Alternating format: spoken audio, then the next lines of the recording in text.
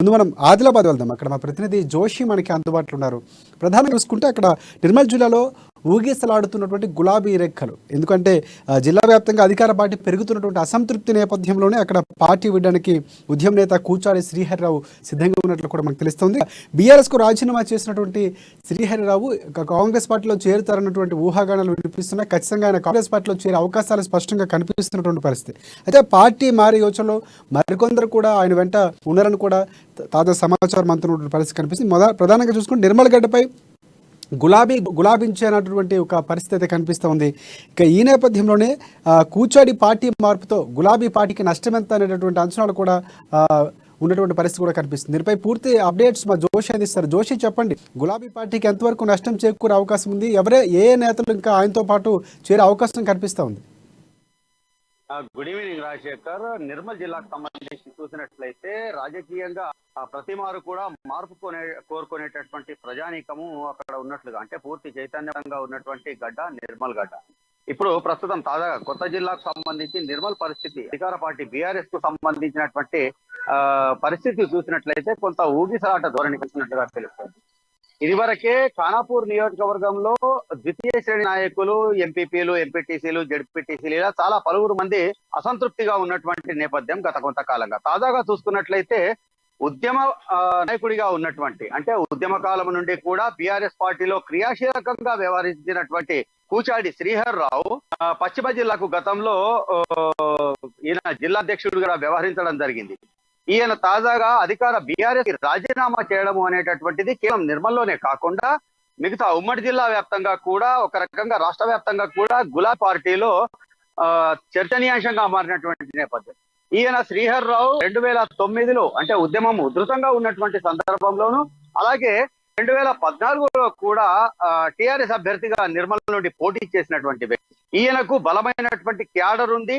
అయితే అప్పుడు ఉన్నటువంటి పరిస్థితుల్లో బీఎస్పీ నుండి 2014లో బీఎస్పీ నుండి పోటీ చేసినటువంటి ఇంద్రకరణ్ రెడ్డి తనకు ఉన్నటువంటి ఏదైతే సింపతి ఏదైతే ఉందో, పలుమార్లు ఓటమి చెందినటువంటి నాయకుడిగా ఆయన సింపతితో గట్టెక్కినటువంటి పరిస్థితి. అయితే తాజాగా ఆయన బీఆర్ఎస్ పార్టీకి కూచాడి శ్రీహరిరావు రాజీనామా చేసేటటువంటి సందర్భం నిన్న తన నివాసంలో, నిర్మల్లోని తన నివాసంలో తన అనుయాయులు, అనుచరులు, తన శ్రేయోభిలాషులందరితో కూడా ప్రత్యేకంగా సమావేశం కావడం జరిగింది. దీనికి దూరంగా ఉంచడం జరిగింది. ఆ సమావేశం ముగిసిన తర్వాత మాత్రమే మీడియాకు వివరాలు అందించినటువంటి శ్రీహరిరావు వ్యాఖ్యలను, మాటలను బట్టినట్లయితే ఉద్యమ కాలం నుండి తాను పార్టీ అభివృద్ధికి, పార్టీ పటిష్టం ఎంతో కృషి చేశానని చెప్పి పేర్కొన్నటువంటి మాటలు, అటు తర్వాత అధికారంలోకి వచ్చిన తర్వాత మంత్రి పదవి చేపట్టిన తర్వాత మంత్రి ఇంద్రకరణ్ రెడ్డి వ్యవహార సరళియే తన సంతృప్తికి, తాను పార్టీ వీడడానికి ప్రధాన కారణం అనేటటువంటి స్పష్టంగా తెలుస్తున్నాయి. ఒకవైపు స్థానికంగా ఉన్నటువంటి మంత్రి ఇంద్రకరణ్ రెడ్డి పూర్తి నిర్లక్ష్య వైఖరి, అలాగే తన అసంతృప్తిని పట్టినటువంటి అధిష్టానానికి సంబంధించినటువంటి వ్యవహార సరళి, ఈ రెండు అంశాలే ఆయన వీడడానికి ప్రధాన కారణంగా తెలుస్తోంది.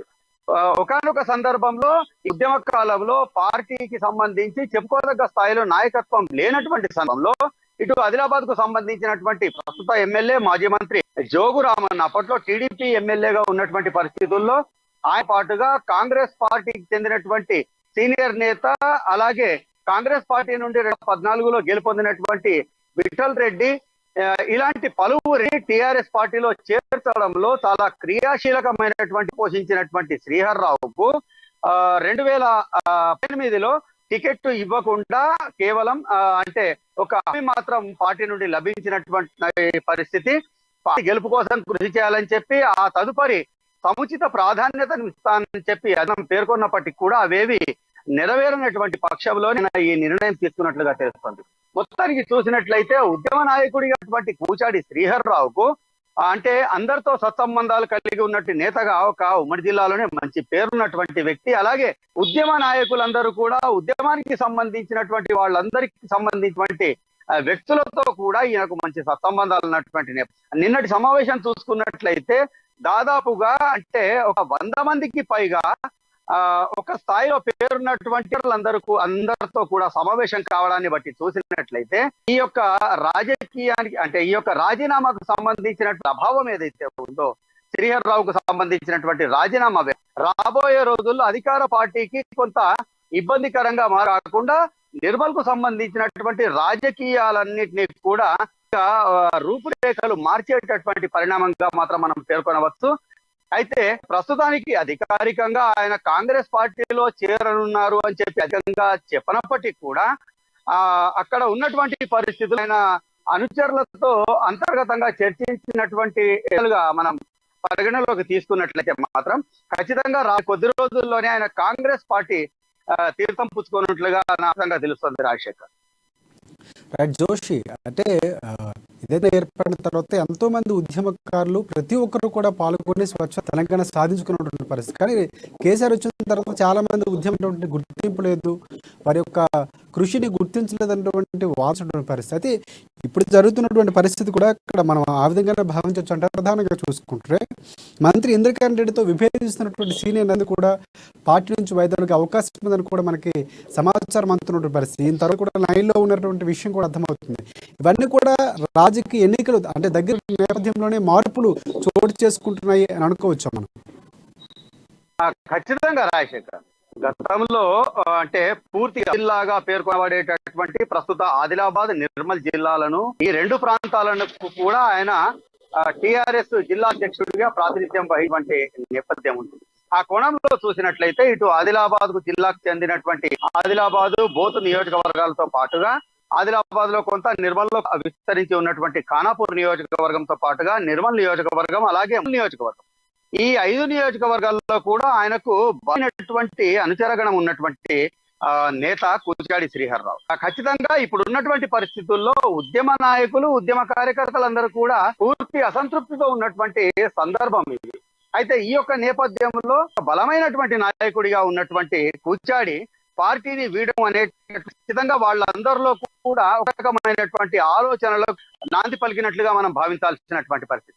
ఒకవేళ కూచాడి శ్రీహర్రావు గనుక ఈ యొక్క పశ్చిమ ప్రాంతంలో ఉన్నటువంటి తన పాత సహచరులందరినీ కూడా కూడుకునేటటువంటి ప్రయత్నాల్లో నిమగ్నం అయ్యేటటువంటి పరిస్థితులకు గనుక శ్రీకారం చుట్టినట్లయితే మాత్రం ఖచ్చితంగా ఈ 5 నియోజకవర్గాల్లో కూడా ఉద్యమ సమయంలో క్రియాశీలకంగా వ్యవహరించి పార్టీ పటిష్టతకు టిఆర్ఎస్ ప్రస్తుత బిఆర్ఎస్ పార్టీ పటిష్టతకు కృషి చేసినటువంటి చాలా మంది నాయకులు కూడా ఆయన వెంట నడిచేటటువంటి అవకాశాలని మనం తోసిపుచ్చలేనటువంటి పరిస్థితి. ఇప్పటికే పలువురు అంటే అన్ని నియోజకవర్గాల్లో కూడా ఈ 5 నియోజకవర్గాల్లో కూడా బిఆర్ఎస్ లో అసంతృప్తిగానే కొనసాగుతూ కూడా అంటే సైలెంట్ గా ఉన్నటువంటి నాయకులందరూ కూడా కూచాడి శ్రీహర్రావు పయనించేటటువంటి పరిస్థితులు కనిపిస్తున్నాయి. ఇక తాజాగా చూసినట్లయితే కూచాడి శ్రీహర్రావుకు అంటే తాజాగా నిర్మల్లో కేసీఆర్ పర్యటన ఈ నెల 4వ తేదీన కేసీఆర్ ముఖ్యమంత్రి హోదాలో ఇక్కడ సమీకృత కలెక్టర్ భవనాల ప్రారంభకి విచ్చేసిన సందర్భంలో అక్కడ ఏర్పాటు చేసినటువంటి బహిరంగ సభ కావచ్చు, ఈ యొక్క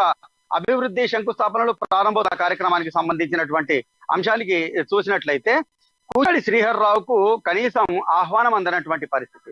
అదే సందర్భంలో రాష్ట్ర పార్టీ ఉపాధ్యక్షుడు వ్యవహరించినటువంటి సత్యనారాయణ గౌడ్ కూడా అసలుతోనే అప్పటి వరకు ఉన్నప్పటికీ కూడా ఆహ్వానించడం, కేసీఆర్ టూర్ కు ఆహ్వానించడం, అలాగే కేసీఆర్ ఆయనను ప్రత్యేకంగా పలకరించి కొంత నచ్చజెప్పినటువంటి నేపథ్యంలో సత్యనారాయణ గౌడ్ ఇప్పటికీ అంటే ప్రస్తుతానికి కొంత మెత్తబడినట్లుగా తెలుస్తున్నప్పటికీ కూడా రాబోయే రోజుల్లో మంత్రి ఇంద్రకరణ్ రెడ్డి వ్యవహార సరళి కనుక ఉన్నట్లయితే మళ్ళీ ఆయన తన అసంతృప్తి గళాన్ని వినిపించడమే కాకుండా ఏదైనా నిర్ణయం తీసుకున్నా కూడా ఆశ్చర్యపోయినటువంటి పరిస్థితులు అయితే నెలకొని ఉన్నాయి. మరోవైపు చూసినట్లయితే ముధోల్లో ప్రస్తుతం రెడ్డి ఎవరైతే ఉన్నారో ఆయన కేవలం తన వ్యవహారాలు తన వ్యాపకాలే తప్ప ఇతరత్ర పార్టీకి సంబంధించినటువంటి క్యాడర్ ని కావచ్చు, ఉద్యమ సమయానికి సంబంధించినటువంటి జ్ఞానాన్ని కావచ్చు ఎవరిని కూడా పట్టించుకోరు అనేటటువంటి ఒక టాక్ అక్కడ బలంగా ఉన్నటువంటి నేపథ్యం.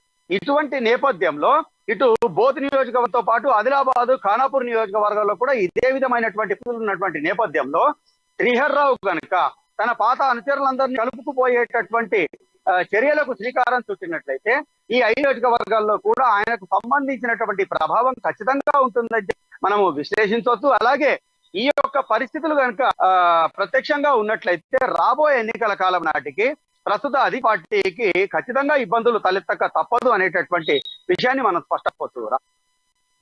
రైట్ జోషి, ఇంకొకటి అంటే మొత్తం పరిణామాలు చూసుకుంటున్నా ఏ పార్టీ నుంచి బయటకు వచ్చినా కూడా, గులాబీ పార్టీ నుంచి ఎవరు వచ్చినా కూడా కాంగ్రెస్ పార్టీ వైపు చూపుతున్నటువంటి పరిస్థితి కూడా కనిపిస్తుంది. అంటే ఎన్నికల సమయానికి కాంగ్రెస్ పార్టీ పుంజుకొని కనిపిస్తుంది. అంటే ఏదైతే తెలంగాణ హెచ్ఎఫ్టీగా కాంగ్రెస్ పార్టీకి సరైనటువంటి గుర్తింపు 2 ఎన్నికల్లో జరగలేదు. కానీ ఈసారి ఖచ్చితంగా వినిపిస్తూ ముందుకు వెళ్తాం, ఖచ్చితంగా అధికారాన్ని చేజిక్కించుకుంటామని చెప్పినటువంటి ఎన్నికల తర్వాత పూర్తిగా పరిస్థితులు మారినటువంటి పరిస్థితులు కూడా కనిపిస్తున్నాయి.